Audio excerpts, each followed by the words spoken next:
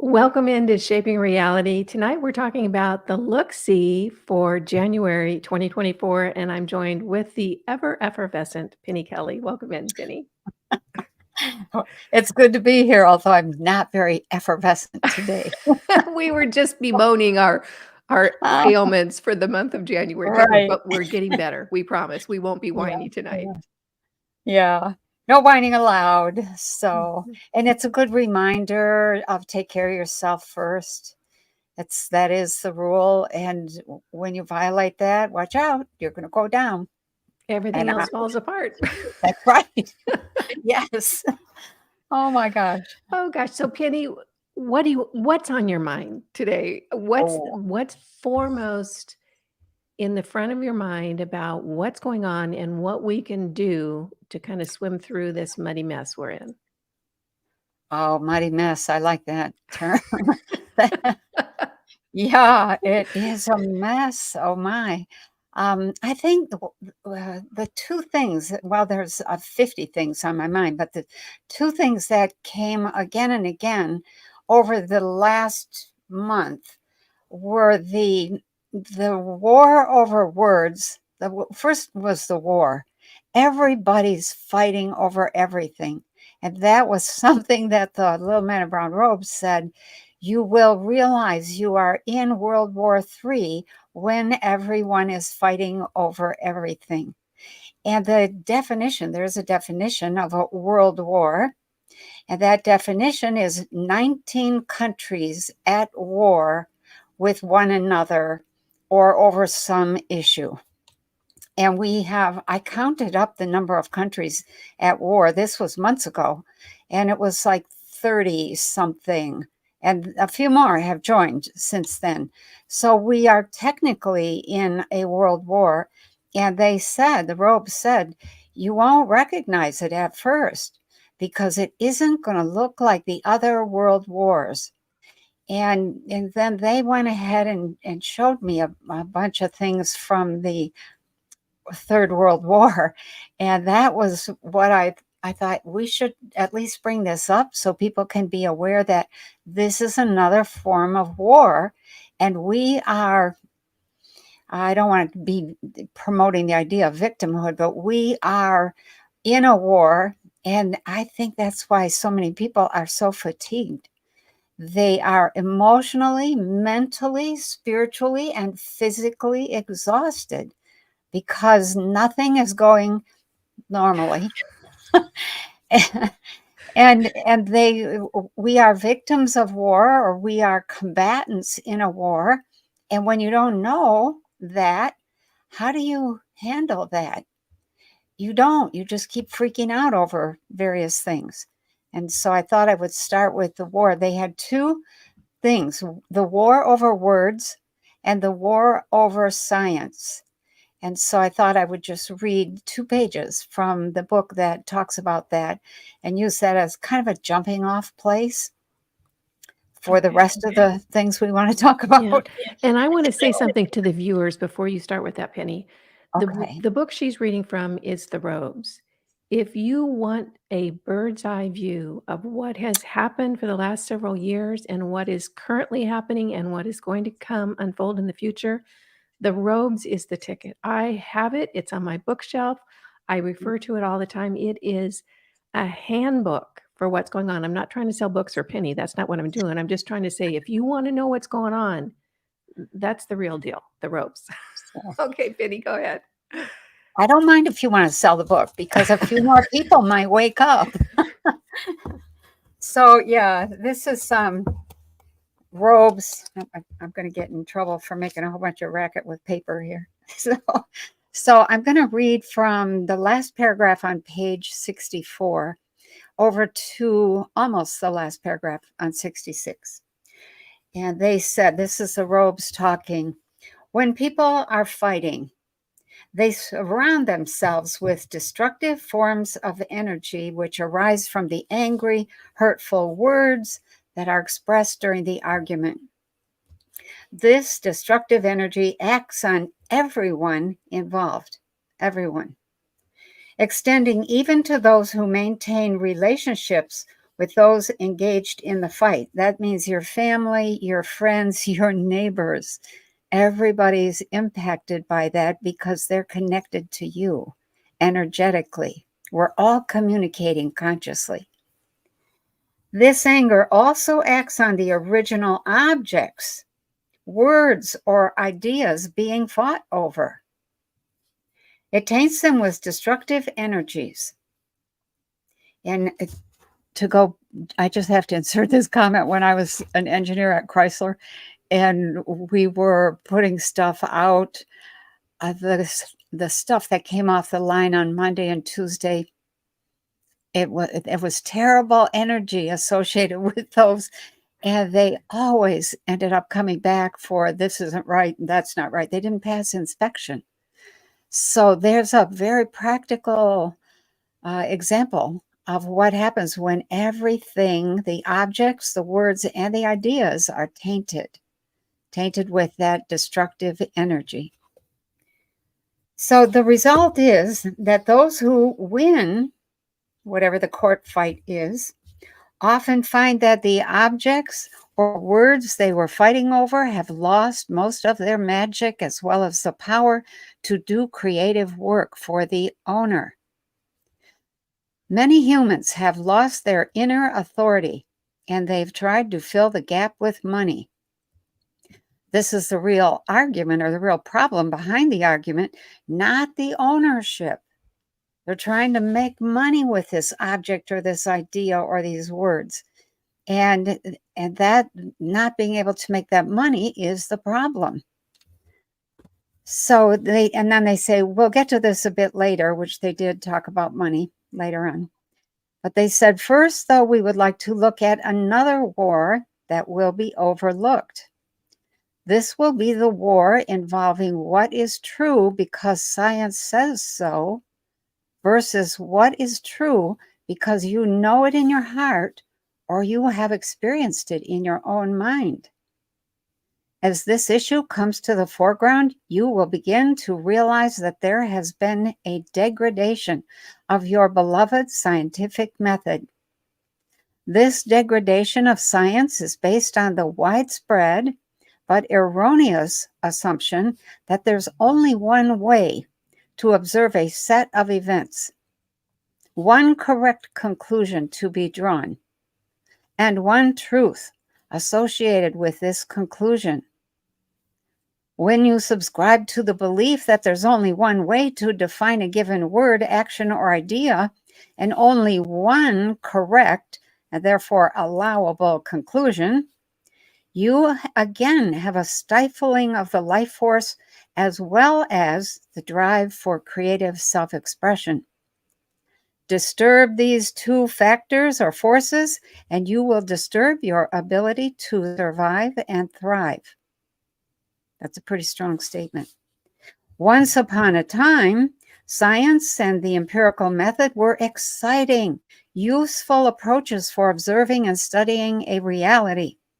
Over time, they have deteriorated into a means of control. Now, only select processes of observing, studying, and testing are recognized. Other observations and personal experiences are dismissed as unscientific. Again, this dismissal has slowly and imperceptibly robbed ordinary individuals of a sense of inner authority, undermining their ability to perceive for themselves critical thinking, to make decisions, to exercise common sense, to nurture wisdom, and to tap their potential as humans. Once the inner authority of a people has been usurped, the unbridled growth of three things: religious institutions, national governments, and corporate entities is an inevitable outcome. For people must have something to believe in, and that's what they end up. They stop believing in themselves and they start believing in the government, the religion, and the business corporations. Once these institutions, with their tendency to decide and manage everyone's affairs, are in place, the main avenue to power is through them rather than through the self. At this time in your development, if you want any semblance of power, you must join one of these institutions. Yet there's a serious disillusionment among those who structure their lives according to the dictates of institutions, because once inside, you find that above and below you are dozens, perhaps thousands of people who have lost their way, lost the path to their own true power. All are caught in a delicate but pointless balancing act in which each tries to garner power by building small kingdoms through which those below them can be controlled or otherwise forced to do as they are told. That's not power with, that's power over. Refusing to follow the religious dogma, the corporate propaganda, or the governmental party line leaves you threatened with cutoff of the money you need to fill the basic needs for survival. Quickly, you find you're just another cog in the gears. You, the self-governing, have somehow slipped into a position of being dictated to. Although some may make an effort to regain their own authority, most attempts to do so end unsuccessfully because they still insist on trying to get others to do their bidding. That's a misperception of power. Those who try to gather power by sitting down and refusing to move, like those people who sit in the highway blocking traffic for some reason, until someone listens to them, refusing to move until someone listens to them, are simply picked up and carted away like Monday morning's trash. Those who use direct opposition to get their message across by engaging in public temper tantrums, such as riots and marches, seldom get anywhere and usually run out of energy. The more deadly among you turn to sabotage through assassinations, bombing, and arson. Yet these people frighten everyone, and they end up becoming direct targets of the power they are confronting. Quite a few will be satisfied with small moments of power. They feel that power when shopping, George Bush, complying with rules, or joining the rituals and services that institutions offer. Yet this perpetuates the existing system and their dependencies within it. Frustrated, most people look for some indirect way to manipulate other people and events while trying to make the world conform to their own wishes. Yet while running other people's lives, very few feel they are free to run their own life the way they truly wish to. And the truth is that all efforts to regain inner authority must begin by focusing on the self, not on others. And that's the end of that piece. Yeah. Oh gosh, I have so much to say on this. For me, based on my perception in my world right now, what I see is the solution is inner authority, is trusting in yourself, believing in yourself. When you have a knowing, believe it, listen to it. When you feel Right. like something isn't right, it's because it isn't. When you don't feel motivated to do something, it's because that's not what you're supposed to be doing. Yes. And we have been shamed out of that from almost birth. Mm. We, my perception or my experience as a human in the United States, and it's probably true in other countries, not all, that what you are as a child is not okay. You need to do this, go there, sit down, be quiet, da da da da. And it continues on until I know adults that if you asked them what they wanted to do, they wouldn't have an answer. They have no idea. No. Because when you spend a life giving yourself up in order to conform, to be liked, to be included, to be hired, to get the girl, get the guy, you end up a shell of a person, and then we're whining about the fact that we're controlled.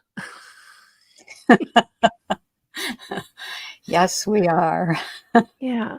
So, Wow. what someone who's in their 30s, 40s, 50s, Penny, who has done all the right things, and when the right things, and I mean that in air quotes, gone to school, gone to college, got the student loans, you're in debt when you're out of school, then you buy a house, and then you have kids, and then you're just trapped in this existence. How do you start getting out of that? Usually with a lot of tears, usually with a lot of grief. Usually we tiptoe, around the edge of who we really are. And I remember for myself, it really became very obvious one day that I couldn't keep going with what I had set up and had been struggling so hard to make work. Everything I was and everything I thought and everything I had was geared toward the success of that relationship and that job and that money and those children and everything. And I have to say it was not easy. You pay a price. It, but here's the thing about this time in our country, the price is a lot less than it was 45 years ago because everybody is in uproar over everything, or a lot of people are in uproar. And that is the perfect time to step out of your usual thinking, step out of your usual responses. Don't respond at all. See what happens when you don't say anything, or respond with something that comes right out of your gut. Not mean. If you're mean, you're gonna you're gonna get a lot of feedback that's not gonna be fun. But if you have a sense of humor, if you have a little eye that's looking at what's happening and looking at it from your point of view, and you just sort of blurt that out. Sometimes you get this response of somebody goes, "Oh, wow, yeah, I think the same thing." Or, "Oh, that's really funny." Or, my good friend says the same thing. Why do you guys talk like that? Or. So this is a very good time to get outside the self just a little bit. If you don't, um, it's a lot harder when big changes come along, and you don't have hardly any options. I remember back in '82, all of a sudden the price of everything went up, interest rates shot through the roof, 17, 18, 19, 20, 30 percent interest on everything. Nobody was buying and selling houses. People didn't have jobs. AIDS came on the scene, I think, a year or two before. And so everybody was kind of frozen sexually. It's like, oh, wow, no messing around here. I'm likely to get AIDS. So, and the price of gas went up, and there was no gas at times, or it was very, very expensive.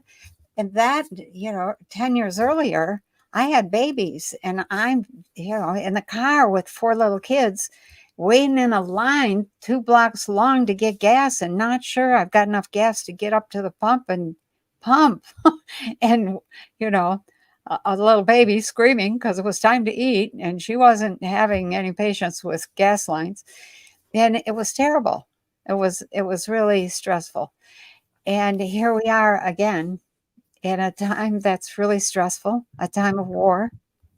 And these are just 2 of the wars.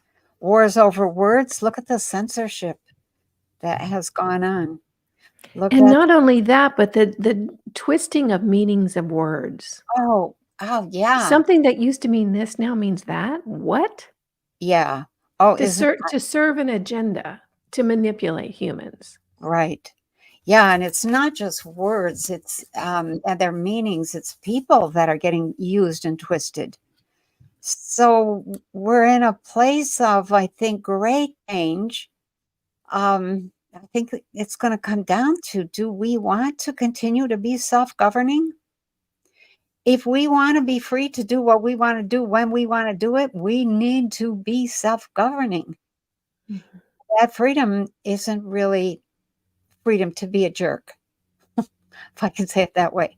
That's freedom to try to improve yourself. That's freedom to enjoy life. That is freedom to travel without obstruction, freedom to trust your medical system or your educational system or your government.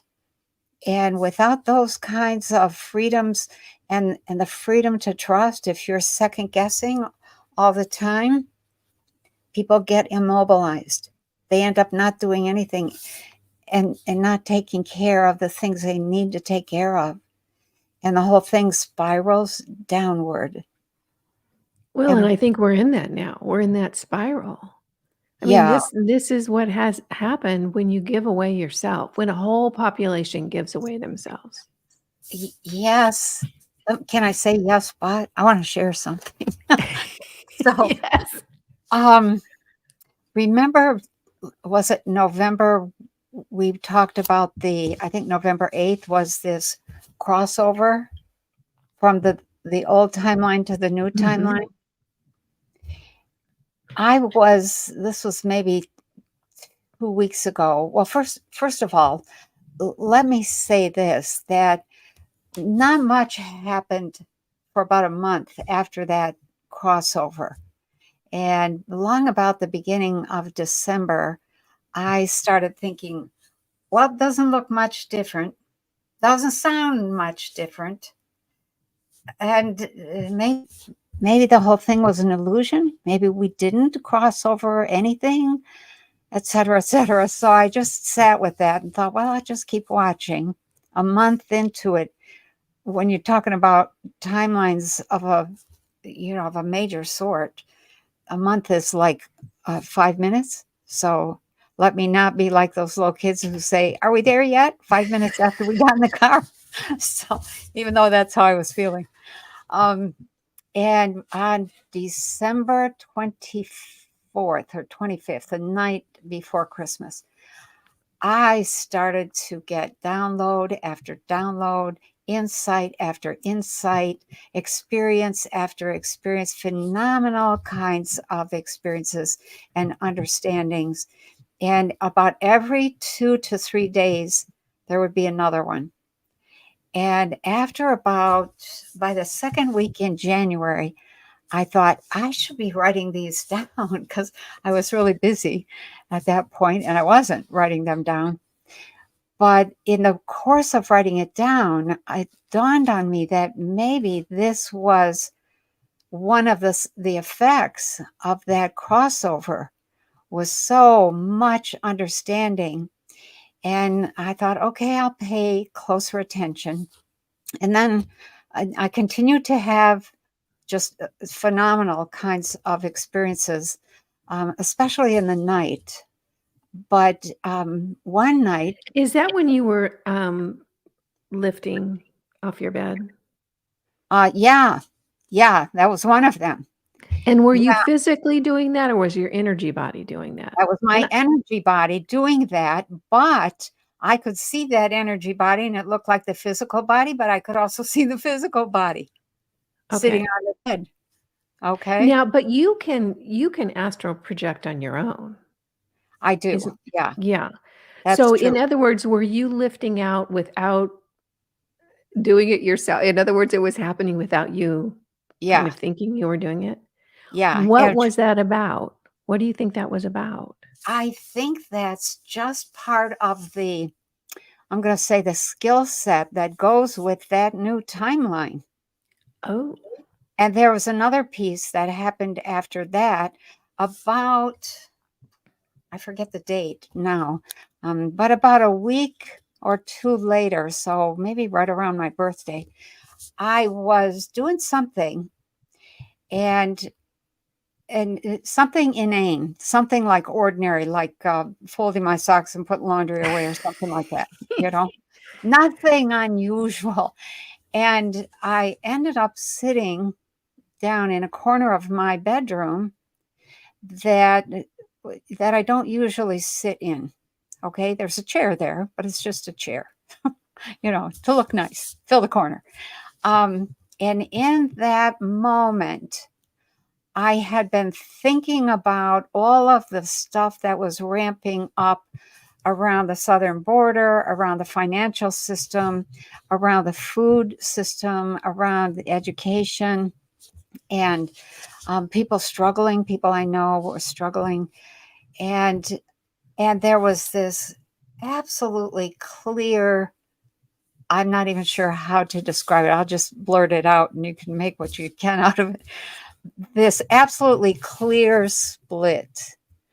And I could see that all that stuff, all that crappy stuff, was happening over there.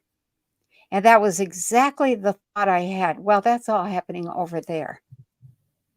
And at the same moment, there was this realization that it was really quite peaceful. And people were healing, and people were recovering, and people were getting themselves back in a pile, getting their bricks in a pile, in over here. And that was what it came to, over there and over here. Not that's the old timeline, nothing like that, nothing that specific. But the distinction between the two was a felt difference that was so amazing that it stopped me. And I thought, oh, wow, there is the first evidence that there has been a split, that we are separating. I still see all that stuff happening. I still freak out over it. I still get all like, oh, you know, can we split a little faster? Things like that. But there's not been this sense of being completely separate from that until that moment. And when that occurred, I thought, I have to write this down. I have to put this on paper. Maybe there'll be something else that happens. So, about Can I interject something really quickly here? It's go ahead. pertinent. Okay. I had that exact experience yesterday. Oh, yes. I am so connected to what's going on the planet. I mean, I Yeah, pay attention. right. Yesterday, Penny, it was like something came over me. I Yes. felt peaceful, and I thought, well, that's happening, but right now, right here, I'm fine. Yep. It was I could f it wa it was like watching, that's a movie, and right here, right now, my house is beautiful, my life is Yep. peaceful, da da da da. Yep. Exactly the same. Wow. Oh, wow. Oh, very So good. that means that more of us are Yes. Yes. So I think, you know, if there's a message there that we would want to give, it would be, hey, guys, be watching for that moment where all of a sudden all of that chaos looks like it's over there. And it's Mhm. really quite nice where here, Yeah, wherever yeah. here happens to be. Yeah. Okay. So a couple days later, I thought, okay, you know, if I'm on the new timeline and these new things are possible, I decided to give up a night's worth of sleep in order to work at something. I thought I'm just going to get into a highly altered state and stay there. And I'm going to give my body instructions to relax and rest and renew and regenerate. But I want to see what happens in this new on the, what's possible on this new timeline. And so I get into this deeply, deeply altered state, high, probably up in the 30 to 40 cycles per second, 30 to 40 hertz, which is up there. It's up by gamma, which is a frequency zone for doing some work. So how do you do that? You can just spin the energy up? How do I do that? You asked me that last time, and I couldn't answer it then either. Um, I do I do s I alter my breathing a little bit. I get very quiet. I turn my vision up so I'm looking out the top of my head, and I hold it there, and I can feel it's a feeling state. When you're in beta, you're really not feeling anything because you're so busy just responding to whatever's happening out there. Beta is outwardly focused, but alpha is a split state. There's some outward focus. It's an example would be you're at work and you're working on your computer, you're doing something at the same time your stomach is growling because it's almost lunchtime and you're hungry and you're aware of what's happening inside of you. I'm hungry. And what's happening outside of you. I'm almost done with this and I just want to finish. And then I'll go get something to eat. That's a split state. And then theta, there's no attention to the outside world. In gamma, let me say it this way. There's an awareness of a lot of what's going on in the external world, but your perspective, your perception, your ethics, your way of responding to that is highly altered. Um, you don't quite have the same verbal skills. You don't quite have the same let me put it this way. I don't quite have the same verbal skills. However, I see so much more. And I will often go there in order to think about a particular issue, something, from a very high frequency state, and just to see what I can learn. Or, what are those guys who maintain this all the time? How do they see it? What do they think? What do they feel? What do they know? And it is a feeling, but you have to, after you turn your eyes up so that it feels like you're looking at the top of your head and you hold them there, after a while, that attention to that detail goes away. And now there's a 360-degree perception around the whole self. So And are you seeing things more as in energy patterns than no, as events? No, that you see the physical, you see the mental, you see the emotional, you understand the spiritual, you understand Okay. a whole bunch of things. And it's a point of view that is typically much freer from all the silly, what I'll call the silly social stuff that people get caught up in, worrying what the neighbors think. In Gamma, you don't really care one damn bit about what the neighbors think. So it's a different, it's not a rude kind of place to be. It's just not bound by that. You're just not engaged in it. Yeah, I mean, you can see and you can, if you, let's say you decide you're going to deal with something, you want some perspective and you think, I'm going to do that. Then the next thought is, what will my mother say? Or what will my husband say? Or what will my best friend say? Or and you'll know exactly what they will say, and you will know exactly what your answer is going to be. And it'll be a diffusing kind of answer, which is very nice. It's very handy. So I hope that's helpful. Yes. Okay. So you're in your bedroom, you're lifting out of your body. So I'm in my bedroom and I go to bed and I'm just laying there and I think, well, okay, give myself directions for the body to heal and regenerate while I stay in this altered state. The goal being vague, not certain what I really want to accomplish. I just want to practice being in this higher state so that I can see or, pick up any kind of tips on what to know or what to expect on this new timeline. And I'm about, I think it was 5:11 a.m. So I'm in bed, 11:30 or 12.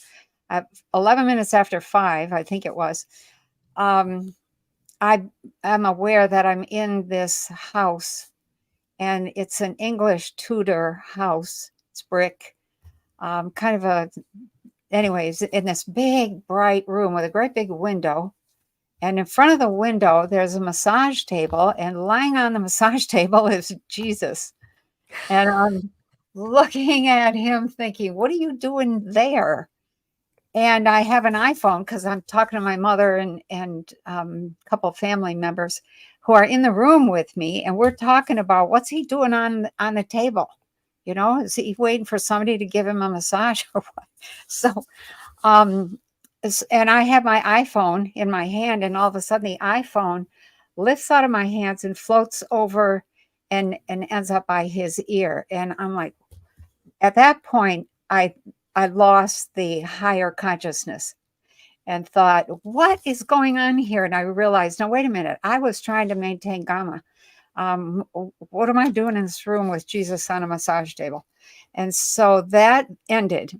And I got up and I wrote it all down. That's part of the discipline of what I do, is tracking date and time and what did I see or experience or know, etc. When I get done writing it, I thought about getting up for the day, but I didn't. I rolled over. I went back to bed, and I went right back to sleep. I didn't really go back to sleep. I went back into that high state of consciousness, thinking, okay, maybe I should be going back to sleep, but I'm not going to. And within a few minutes, I was right back in that same room with those same people and Jesus on the massage table. And I'm holding the iPhone, and it lifts out of my hands. And I think, okay, stay calm. This is the second time this has happened. What is the message here? And as soon as I asked that question, I floated over to the massage table, like right over, prone, not on him, but like hanging right over him, just a few inches away. And at that point, I realized what the message was, that when you are going into a higher consciousness in a fourth or fifth dimensional system, you have an opportunity to massage your consciousness to become Christ consciousness, which is simply an awakened consciousness that is reaching all of its potential. And at that point, I said, just a minute, Jesus, I need to write this down. And I woke up, and that was the end of it. I didn't go back to it again. But it was quite a message. And I thought, okay, we are on the new timeline. We're being prepared for new ways of thinking, for new ways of reaching our potential, etc. It'll be okay. And so I thought, not much could top that. But then I had a couple more things where I had just this amazing insight. So they continue to occur about every 2 or 3 days. Something will happen, and I'll process that for 2 days, and then another one comes to me, another insight. It's like, oh wow, okay. Well, So there. now I feel like, we're done here. I feel better. Oh, Everything's gonna be fine. yeah, I think we are. I I think think we're going to we be are. able to watch what's happening as if it were a movie. It's over there. Okay, time to go home and eat dinner, kind of thing. Mhm. So, yeah, not that it'll be easy for everyone. And I'll tell you what, and said this before, um, when your consciousness wakes up, you know more, you feel more, you see more, you hold more. You have to be able to hold that, watch what's happening and not get caught in it. Yeah. And that's really a task. Yeah. Observe, observe, Yes. observe, and learn. Yeah. Yeah.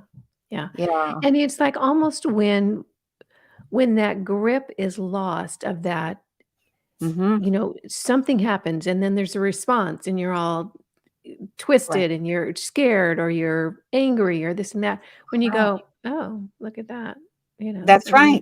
and then you go do the dishes, it all the power Yeah, fades, it comes within you. that's right. Yeah, Yeah, that is something that if you haven't experienced that, the first time you do, it's a life changer. it's You a mhm. realize I have the power to stay out of that. I have the power to detach. I have the power to just observe and not get hooked. Yeah, So that's a big deal. and every mother has done that because when their kids are fighting and you say, "I'm not in it," Yeah, we know how to do it. We just have to do it on a bigger scale. yeah, that's right. I'm That's not right. in it. I'm not in it. I know. Oh my Okay, God. I wanna talk about some details now, if you don't mind. Okay, go ahead. Yeah. Um, I was talking to someone who is no longer in physical, and what they said to me, and it's never I mean, I still remember it, Penny, so clearly. They said, "When I was alive, I didn't realize the power of words." Oh, And I've thought about that for years.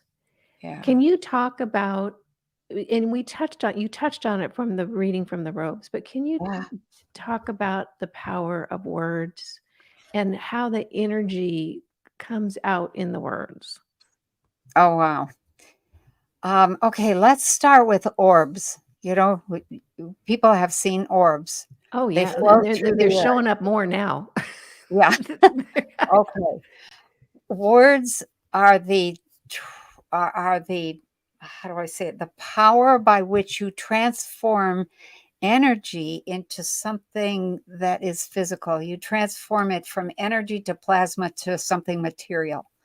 So words have tremendous frequencies embedded in them.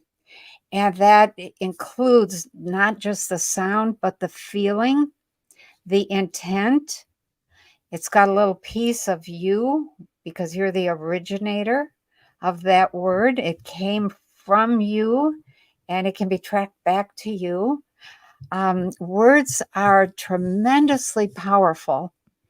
And when you start arguing over words, it's usually because a word has one meaning to you in this family and the way you were raised over here. Now you're married to somebody over here who had a whole different meaning attached to that word, or maybe no meaning, and they blurt it out, and it's a trigger word from your family, and it causes problems. So words are the words can be different in different how do I say it, in different languages. Okay. um let's see, let me think of a Spanish word. Home, la casa. Mhm. So there's a certain feeling. The word means the same thing, but the sound is a little bit different. And so that it isn't necessarily the sound, it's the meaning and what that sound itself stands for in your culture. And that's called the language of energy.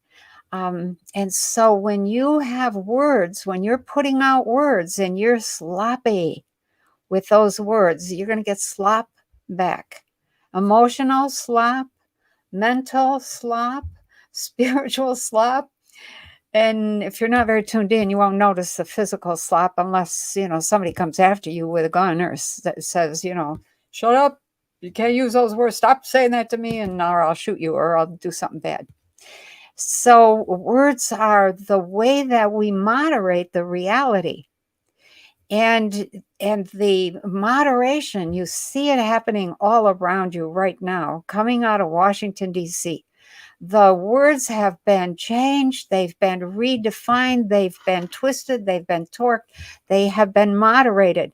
Why? Because that upsets or turns over the whole set of meanings that people have used to run their life with. And now there's a level of uncertainty. And in that moment of uncertainty, that's when you insert something that you want, some sort of power, some sort of thing that you some law or some rule, or you do some action that, you'd normally be ashamed of doing.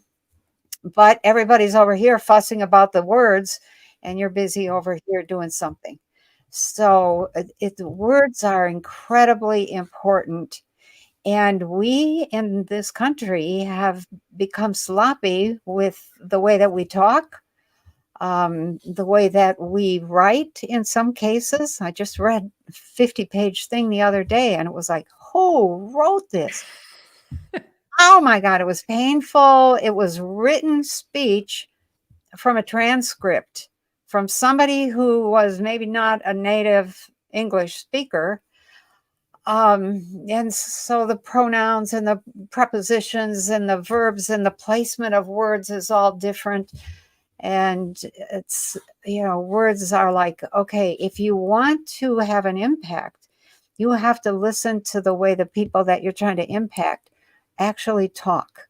How do they use language? And then you can maybe use it in such a way that you can have an impact.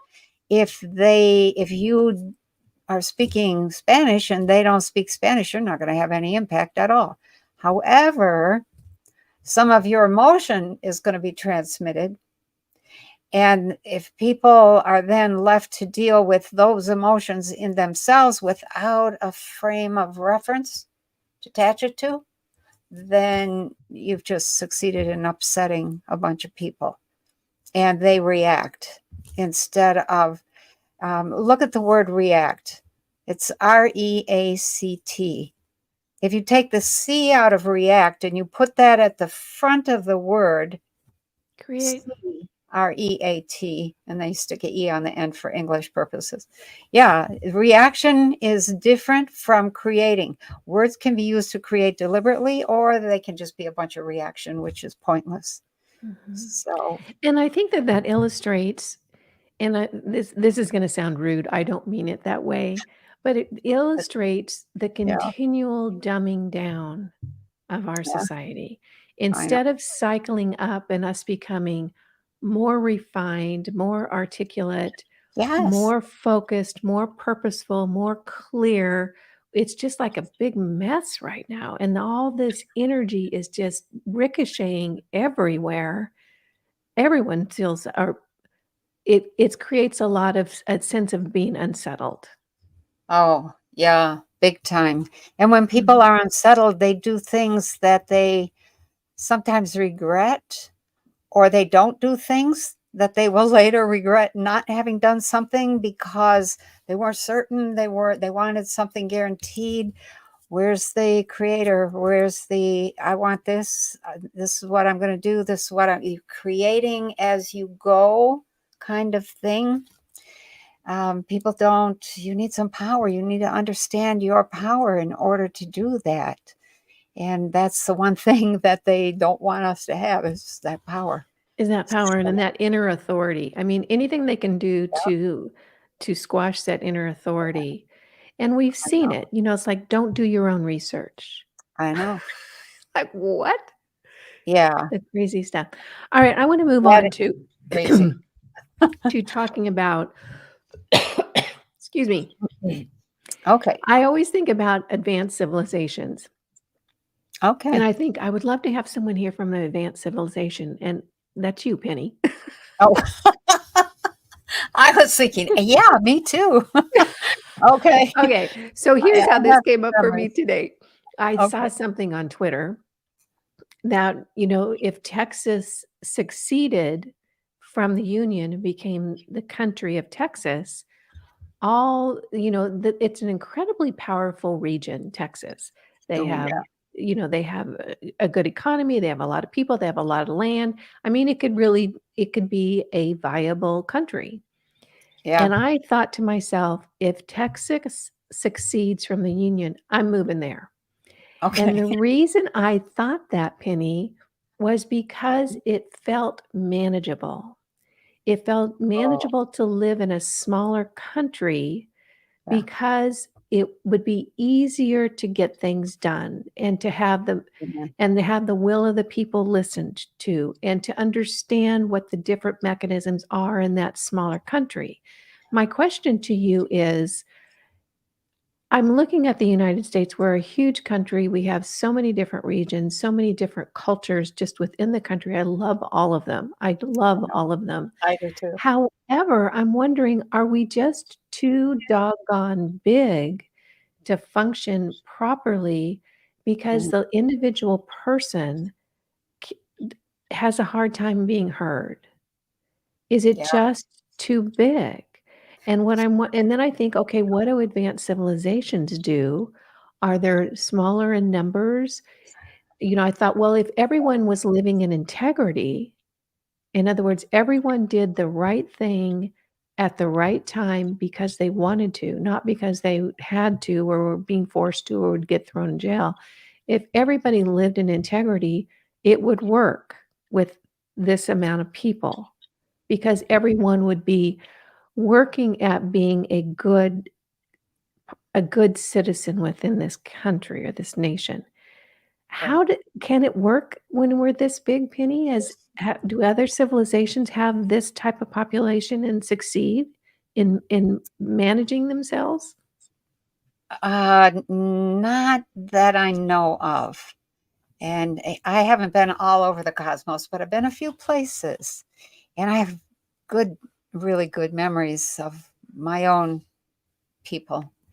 And I mean, when you have this big of a group and you have this low level of development, then you have problems. Yeah. And I don't want to insult anybody out there. So, well, hang on a second. My daughter calling to check on me. We're um, busy. We're busy right now. yeah. So what happens is you need a certain bulk of people in order to hold a consciousness. If you have too many, then you get into what we call the complexities of scale.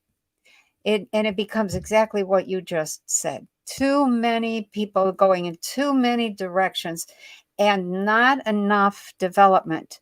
Now, what has happened in the 3 or 4 civilizations that I know of that have highly advanced people, they had a big population.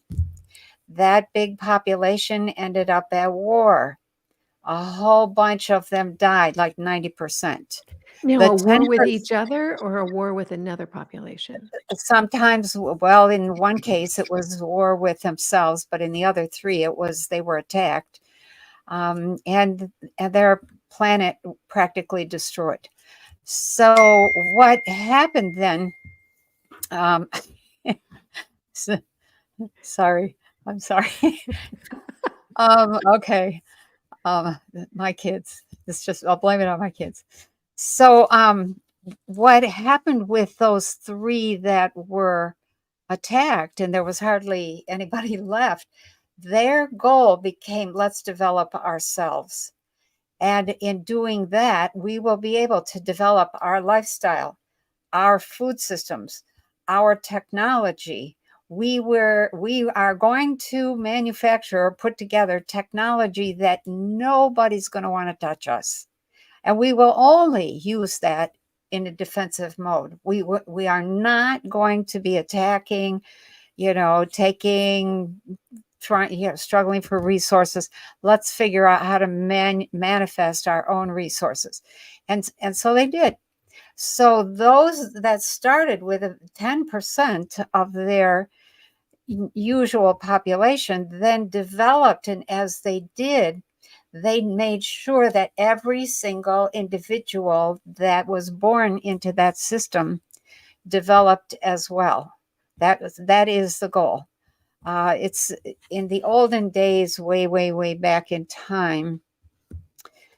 If you were in a tribe and you had a baby that was dysfunctional or deformed, they would smother that baby because nobody was willing to stop everything that they needed to be doing to survive in order to just take care of that one baby.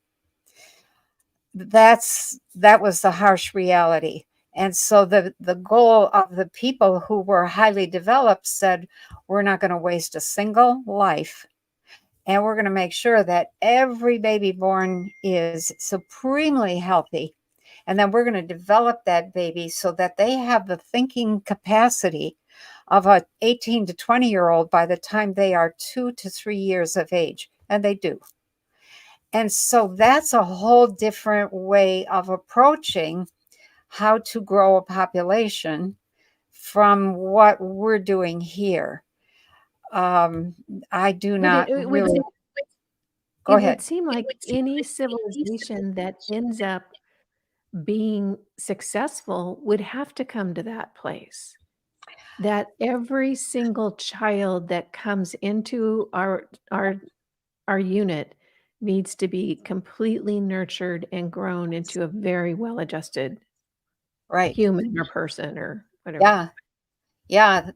And they became master geneticists, all these groups that I'm familiar with, for that exact reason. So there wouldn't be any disfigured, populations of people that couldn't take care of themselves and couldn't contribute to the maximum that a humanoid would be able to contribute. And so that became the goal. So they grew their populations back based on that. And then they also explored and experimented with where's the perfect balance for given the resources that we have. One of the groups that I'm familiar with is there's only 10,000, maybe 15 in that entire group. And they all live on board a ship. They don't have a planet anymore. And that was a choice. So, however, they have everything that we have here on board those big ships. And that's, if something happens to their ship, they're done. Uh, Yeah. in terms of how would I say? Well, let me just leave it at that. Let's stop there. So Well, next question. when I think about and you touched on having them be physically healthy, Yeah, to make sure that they're all functioning. I think where I go to is emotionally healthy. In yeah. other words, there there is somewhere right now in the United States, there is a 17-year-old participating in a smash and grab Oh, to yeah, steal something. yeah. And that is, in my opinion, a lack of emotional maturity, a lack of feeling safe, a lack of having or a feeling that I don't have enough, that I I know. have to take in order to have.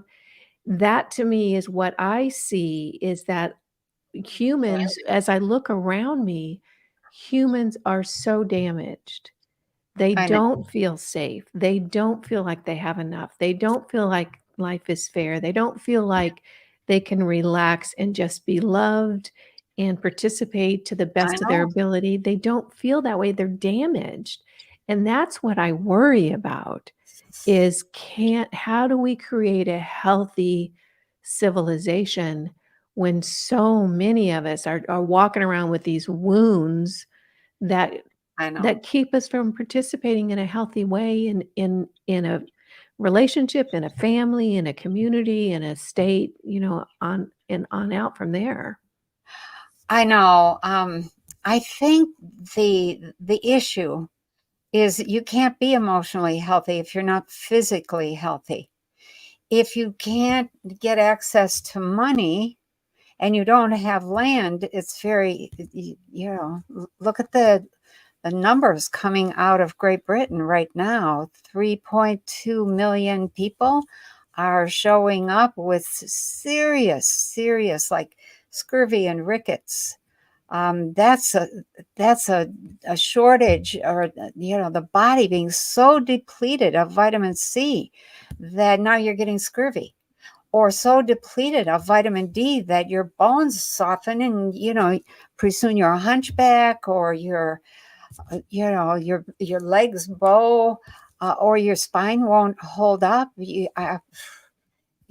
have some serious issues that we do have to confront. And the physical is there because it's in our face. I mean, that's the great value of physical existence. It's like, well, you're going to live Here it with you. is. Right. Yeah. And then the equipment, which is your consciousness or your brain, it can't produce and hold the kind of consciousness that you want without supreme physical health. So it's not we're not in a good place right now. You Which can is reverse those. However, we're not developing the technologies that would be available for everybody to do that. And everybody needs it. everybody Everybody. needs. And I wanted to say that's the reason why there's processed food, so I that know. your body doesn't develop. They don't want us healthy. They I don't know. want us fully functioning. They don't want us energized and thinking clearly. That's I not know. the agenda. Well, you know what? If we on the new timeline want to shape the reality the way that we want, we can go back to growing our own food Yeah. and setting up small systems that are manageable. It's the same principle you just said about the state being too big, and you get into what you get in big states is big corruption. Mhm. Um, in a small group or small region, that corruption is much harder to hide because you're right there. You're And watching. I also think that when you're talking about, and you've spoken about this before, it's Yeah. um, strong communities with loose ties.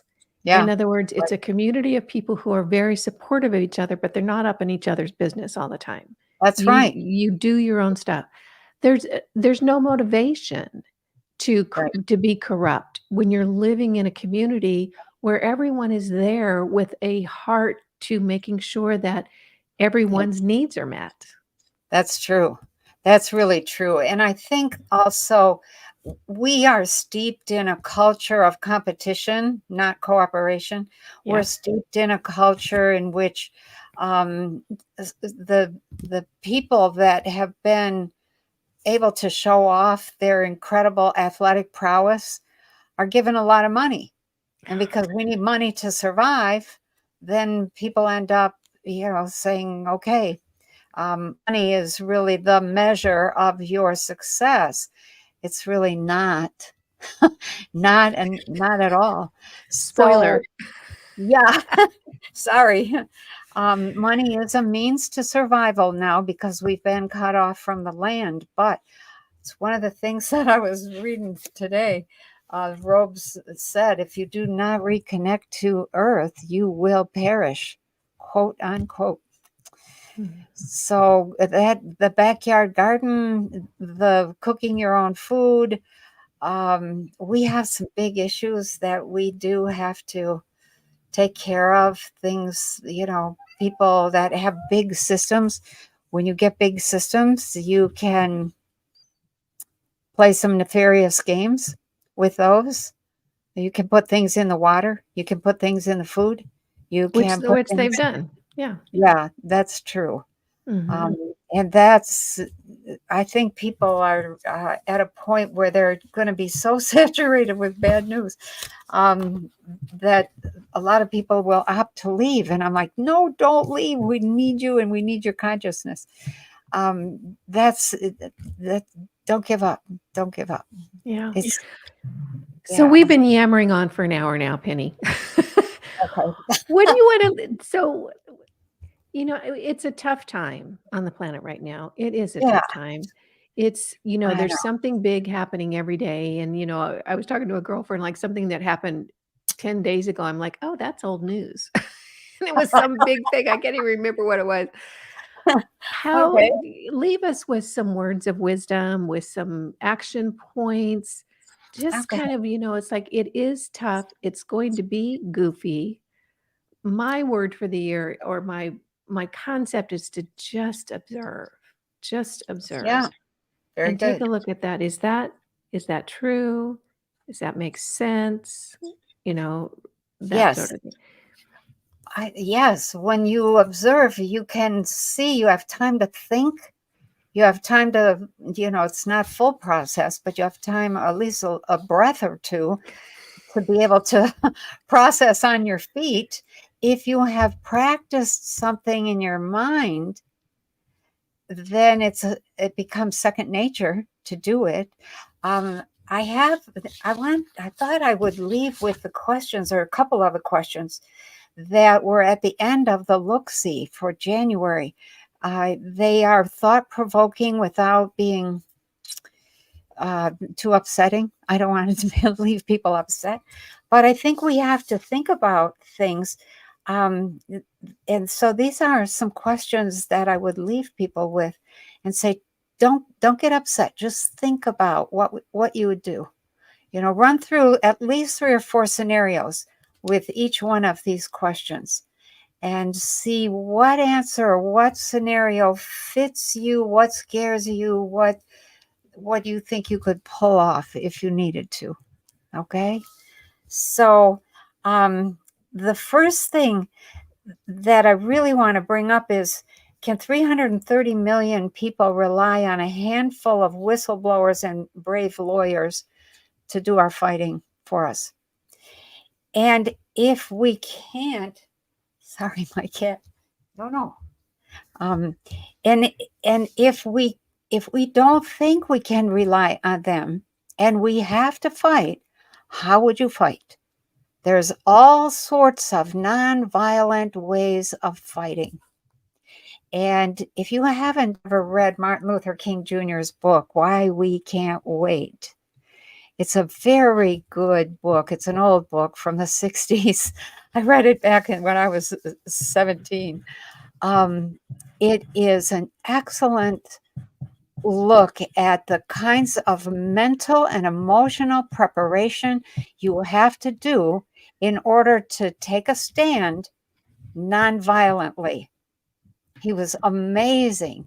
And what those people went through, trying to take a stand for their own dignity. Oh my, and there's so much to learn from just that. What are the nonviolent ways that we could take a stand? So, and there's lots of them. Okay. And the next question is, what if the enemy fights dirty? So, What if? That's yeah, all. are you That's all going to they do. succumb to that? Are you going to give in and fight dirty as well? How do you maintain your integrity if you give in and fight dirty? You can't do that. You can't. What's the cost to you of maintaining your integrity?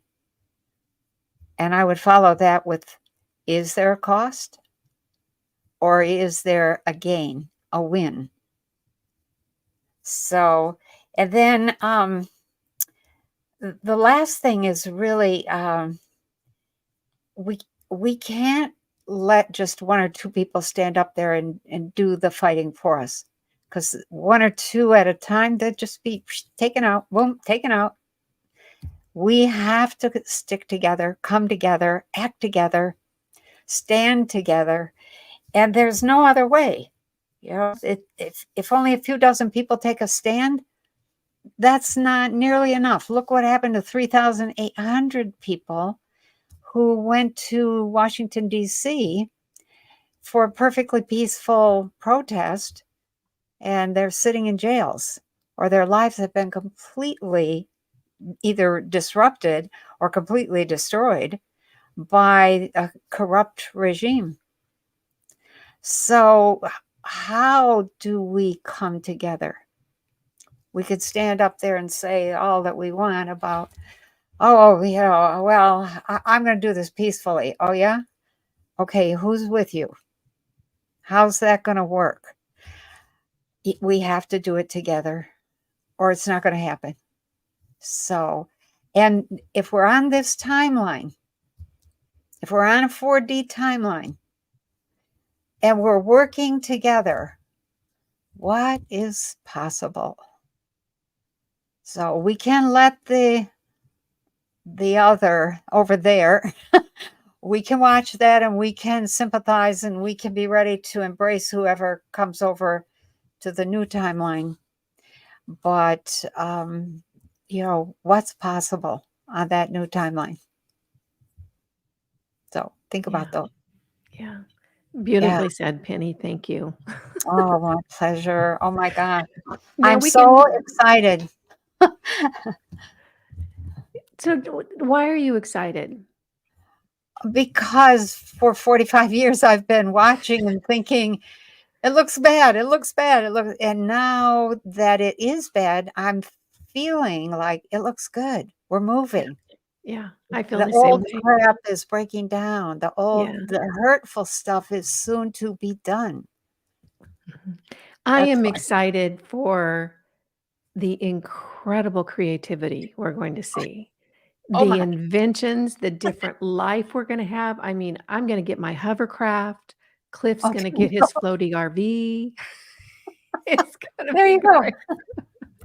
It's Okay. gonna be great. We just have to observe through this Yep. and stick together and Stick uh, together. Yeah. yeah. Penny, Yeah. thank you. Thank you so much. I always learn so much from you, and these are really fun conversations for me. Yeah, I know. Yeah, hold the faith. Hold the faith. You, everybody out there too, as well. Hold the faith. We are coming to some amazing things that we're going to witness, things that most people would have said, did say, are probably still saying that's not possible. And we're going to discover that they are not only possible, but they are probable. And in fact, they're in motion. So, Yes, and they're not that far away. So hang in there, oh, everyone. yeah. And Penny, we'll see you next month after the next look-see. Okay. Very good. Alrighty. Have a Okay. wonderful month. Early happy Valentine's Day, or maybe I should say early happy Groundhog Day. Let's not have a Yeah. Groundhog Day movie type life, okay? Okay, sounds good. All right. All right. See you next time. Bye-bye. Okay, bye-bye.